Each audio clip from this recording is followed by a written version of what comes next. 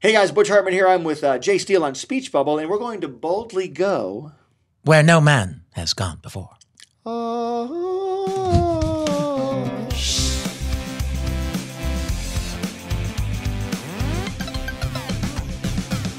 Enhance it in my head. But here's also now this is dead. really Anyway. interesting though.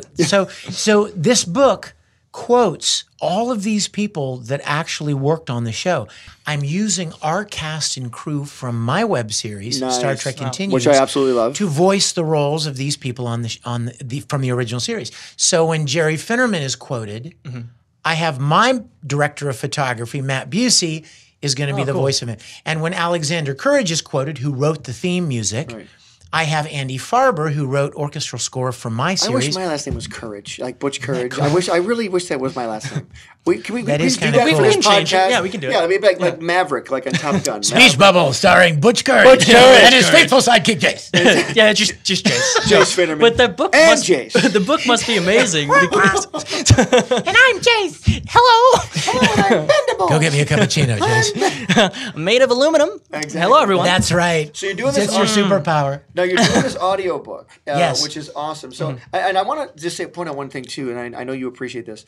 The original Star Trek, even though it was a sci-fi series, they had no money to do sci-fi effects on television, so they had to be super creative in the stories that they told. Yeah. They had to actually have characters people would want to watch on a weekly basis. Oh, and by the way, they're in outer space. Yeah, you know what? Which This is is what another which thing. people don't do these days. It's all about the effects. Exactly. They Right. spend way too much time on the visuals and not enough time on the story. Right, exactly. And you know what?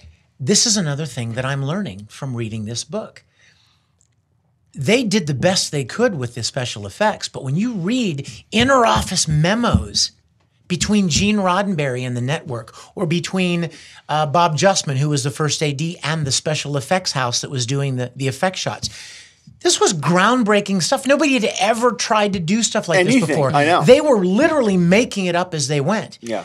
And like necessity being the mother of invention. Check this out. Everybody knows beam me down, right? Beam me up, Scotty. Beam me up. Yeah. Zzz, beam up, right? Yeah. Yep. Do you know the reason that they even devised the transporter? Why? Because the network said it would cost way too much money to ship to land every week. Oh, to do a little. Oh, yeah, exactly. Oh, wow. So they're like, the ship can't land every week. We can't afford that kind of special effects budget.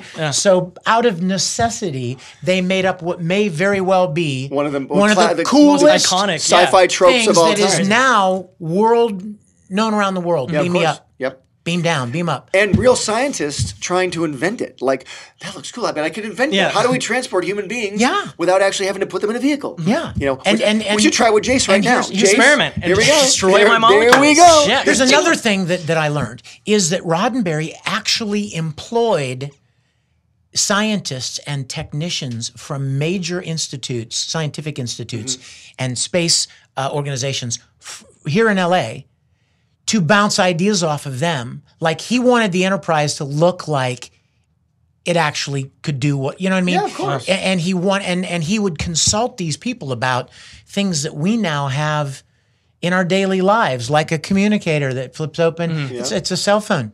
And What is that? What's a cell phone? Pardon me? What is that? What's a cell phone? Explain it to me. It's What like, is that, you know Jace? your iPhone? Yeah? It's in your It's pocket not right like now. Oh, Don't it's look. like, it's a different. phone? Yeah, Don't no, look no, right yeah, now. it's more than just Angry Birds. Oh, shut And a up. home yeah, computer. It's way more than that. I crush on Angry Birds, Home by the way. I'm computers? letting you know. Home computers. Got it. and in the show. voice recognition and so much technology that is now either been developed or being developed.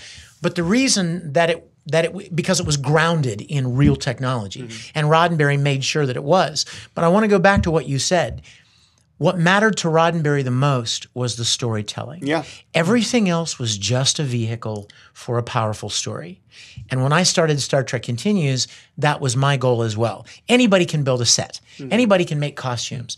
But it takes something more to tell a story that resonates with people, that has a theme or a message or a point to make. And what a dream come true for you, because you got to, because Star Trek was canceled after 3 seasons, correct? And you basically Abruptly. Star Trek Continues. You basically took it was like doing that series and finishing it off. Exactly. And that's what you exactly. did. And At when the you beginning watch of every it, show, it looks just like the original. Butch, series. what did Captain Kirk say at the opening to every show? On its 5-year Space. mission Exactly. These are the It's voyages of the 5-year mission. Starship Enterprise. It's 5-year mission. to explore strange new worlds. You go. You seek out new life and New Civilizations. Together. To boldly go where no man has gone before. Come on. We didn't lose the footage. Everybody. He's over here. You want me to record now? Shall I press record now?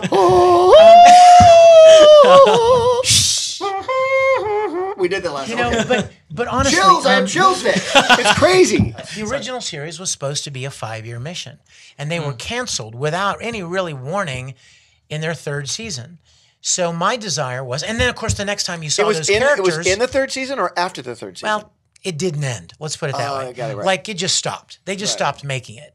So there was no more of the 5-year mission. And the next time you saw Captain Kirk and Mr. Spock and those characters was Star Trek 10 the years Motion later Picture. in Star Trek the Motion Picture. And by that time, they'd all gone their separate ways and had taken different positions. So my goal with Star Trek Continues was to fill that gap. Pick up right where the original series left off and leave everyone right where they were when the motion picture picked them up.